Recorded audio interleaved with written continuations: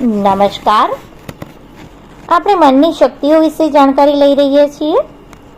આપણે જે આકાંક્ષાઓ છે, જો આપણે આદર્શવાદી બનાવીએ તો માનવીની આશાઓ, આકાંક્ષાઓ, એની અંદર તેની પ્રેરક શક્તિઓ રહેલી છે.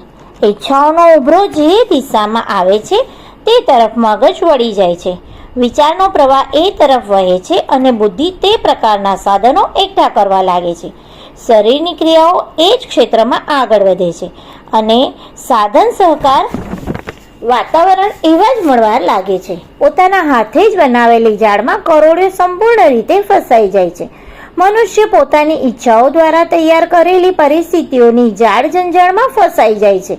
તેને શારીરિક અને માનસિક રીતે એટલું વિચારવાનો સમય મળતો નથી કે જેથી તે જીવનના ઉદ્દેશ્યની પૂર્તિ માટે મહત્વનું કામ કરી શકે. આકાંક્ષાઓનું મહત્વ સમજવા જેવું છે. તેની દિશા નક્કી કરવા અંગે યોગ્ય ધ્યાન આપવું જોઈએ. માનવીના જીવનની સુખ શાંતિ અને સામાજિક પ્રગતિની ચાવી અહીં છુપાયેલી પડી છે.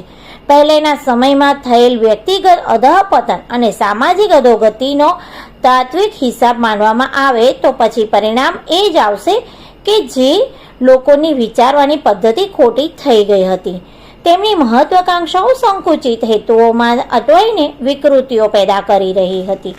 માનવીના અંતઃકરણનું વિશ્લેષણ કરનાર ડોક્ટર R.D. લેંગે એમની પુસ્તકમાં એવું કહ્યું છે, સ્પષ્ટ લખ્યું છે કે ઈચ્છાઓ વિચારવાની પ્રેરણા આપે છે. મગજ જાદુનો પિટારો છે. તે જ્યાં ચાલશે ત્યાં તે પ્રકારના સાધનો અને તક મેળવી લેશે. જો વિલાસી અને લોભી બનવાની વૃત્તિ થાય તો તેને માટે રાત દિવસ વિચાર્યા કરશે. પાછલા દિવસોમાં આવું જ થયું છે. વ્યક્તિ સંકુચિત સ્વસ્થોમાં અને પોતાના બાંધી રાખે છે અને લોભ મોહને પરમ પ્રિય વિષય બનાવીને બેસી રહ્યો અને કામ ક્રોધની આગ ઠારવાની સામગ્રી એકઠી કરતો રહ્યો. આવી પ્રવૃત્તિઓથી તેને નર પશુ જેવું જીવન મળે એમાં નવાઈ ના કહેવાય. હલકી ઈચ્છાઓ જ્યારે જ્યારે પેદા થાય છે ત્યારે તેની ઉગ્રતા માનવીની મર્યાદાઓ તોડી નાખે છે. નૈતિકતાની કોઈ જ કિંમત તેના પ્રવાહ સામે ટકી શકતી નથી. કોઈ પણ રીતે પોતાની ઈચ્છા પૂરી કરવા માટે બેચેન બની જાય છે. નીતિ અને સદાચાર, ન્યાય અને ઔચિત્ય તેની નજરે ચડતા જ નથી. તૃષ્ણાને લીધે સમગ્ર વાસનાઓથી તે પીડાય છે. અહંકારથી ઉન્મત્ત વ્યક્તિ જે કંઈ પણ કરી બેસે તે તો ઓછું જ છે. મનોવિજ્ઞાની એરિક ફ્રોમના પોતાના પુસ્તકમાં અનુસાર એમને કહ્યું છે કે ઈચ્છાઓનું કેન્દ્ર પશુવૃત્તિઓથી જો ભરેલું હોય અને માનવી પોતાના શારીરિક સુખો મેળવવા માટે, અહંકારને પોષવા માટે અને લાલચને વધારવા માટે પ્રયત્ન કરતો રહે છે તો તેને માટે કંઈ પણ હીન કૃત્ય કરવું પડશે તો તે કરતા પાછો પડશે જ નહીં. વ્યક્તિનો વિકાસ અને ઉત્કર્ષ આદર્શવાદી વિચારણા અને કાર્ય પદ્ધતિ પર આધાર રાખે છે. જે લોકો હલકું વિચારે છે અને તેવા કામો કરે છે તેઓ સંપત્તિ એકઠી કરી લે છે તો પણ તે બીજા પાસેથી પોતાની પાસે પોતાનું સન્માન સુરક્ષિત રાખી શકતા નથી. કોઈ મહાન કામ કરી શકતા નથી. મહાન, પ્રામાણિક અને સન્માનિત વ્યક્તિઓ સાથે બેસી શકતા નથી. સંપત્તિ, શિક્ષણ અને સૌંદર્ય, કળા કૌશલ ક્ષેત્રે વિકાસ સાધી લેવા છતાં પણ તેના વ્યક્તિત્વનો વિકાસ થતો નથી અને તેમનામાં આત્મબળનો અભાવ પણ રહે છે. વિકાસશીલ વ્યક્તિનો પાયો માનવીની અંદરની ઈચ્છાઓ, અભિલાષાઓ પર આધાર રાખે છે. ખરેખર આ જ કેન્દ્રબિંદુ વ્યક્તિત્વનું સાર તત્વ છે. મહત્વનું પણ છે. માનવી ખરેખર શું છે તેના મૂળને જાણવું હોય તો તેની અંદર પ્રવેશ કરીને શોધવું જોઈએ કે તે શું ઈચ્છે છે. સામાજિક દબાણ અને લોકલાજને લીધે બહારનું વ્યક્તિત્વ જોવા મળે છે જેથી સામાજિક સન્માન ટકી રહે છે. ખરેખર ઈચ્છાઓ ઘણીવાર બહાર દેખાય છે તેના કરતાં સર્વથા વિપરીત હોય છે. આવું સામાન્ય વ્યક્તિઓમાં જ નહીં પણ નેતાઓ, ધર્માચાર્યો અને ખ્યાતનામ વ્યક્તિઓમાં પણ જોવા મળે છે. જ્યારે તેમની મનોવિકૃતિ અને કાર્યો બહાર પડે ત્યારે વાસ્તવિક ઓળખ છતી થાય છે. ત્યારે કૂડા કચરાની ગંધ અસહ્ય બની જાય છે. બહારથી માનવી ગમે તે કહે બતાવે, અસલમાં તે જ રહેશે જે સ્વરૂપ તેની અંદર છે. અંતરંગની અભિલાષાઓ તેના જીવનનું સાર તત્વ છે. આ જ બીજ અનુસાર પરિસ્થિતિઓના અંકુર ફૂટે છે અને સાધનો એકઠા થાય છે. ક્રિયાઓ થાય છે અને પરિણામ ફળ સામે આવતું હોય છે. ટૂંકમાં કહીએ તો આંતરિક અભિલાષાઓ જીવનનું મહત્વનું અંગ છે. તેના પ્રવાહને અનુરૂપ મન, શરીર, કર્તૃત્વ અને વાતાવરણ સરળતાથી વહેવા લાગે છે. આ પ્રવાહને કઈ રીતે રોકી શકાતું નથી.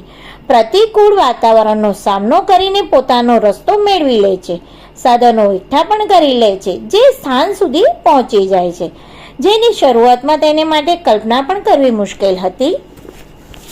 મનોવિજ્ઞાનના આ રહસ્યને આપણે એટલે સમજવું જોઈએ કેમ કે વિચાર ક્રાંતિની પ્રક્રિયા આ જ મર્મસ્થાનને સ્પર્શે છે. તેનો આરંભ અહીંથી થાય છે. અમે સાધનો ભેગા કરવા જતા નથી કેમ કે તે તો વારંવાર ઉગતા અને ખરી પડતા પાંદડા જેવા છે. હલકી મનોભૂમિમાં સારી પરિસ્થિતિ કામ લાગતી નથી અને જોતજોતામાં અદૃશ્ય થઈ જાય છે.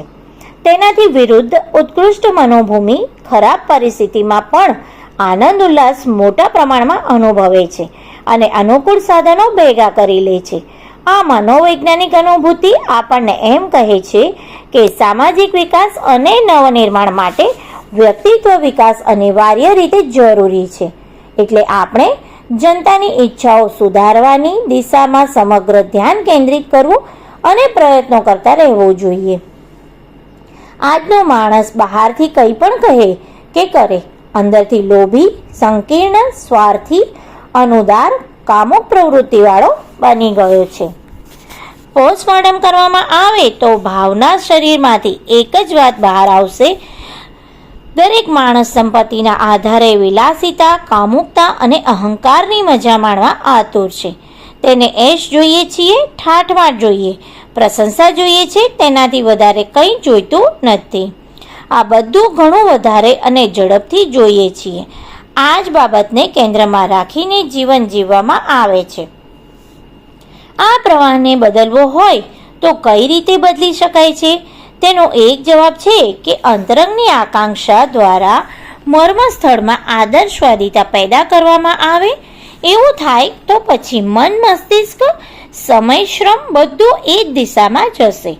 પછી સાધન, સગવડ, પરિસ્થિતિ, સહકાર વગેરે બધા જ સાધનો એ જ સ્તરના સરળતાથી મળી રહેશે.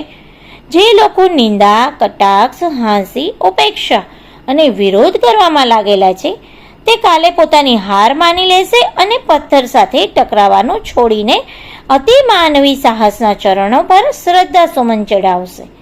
મહત્વાકાંક્ષાઓને, તૃષ્ણા, વાસના, લોભ, મોહના પાપ પિશાચોથી બચાવીને લોક કલ્યાણ માટે મોટા ત્યાગ, બલિદાન, પુરુષાર્થ અને મદદ કરવામાં આવી શકે તો પછી સામાન્ય સ્તરના માનવી પણ ધીમે ધીમે એટલા મહત્વના કામો કરી શકે છે કે તેનું મહત્વ કહેવાતા સંત મહંતોના કામ કરતાં પણ વધારે આગળ નીકળી જશે.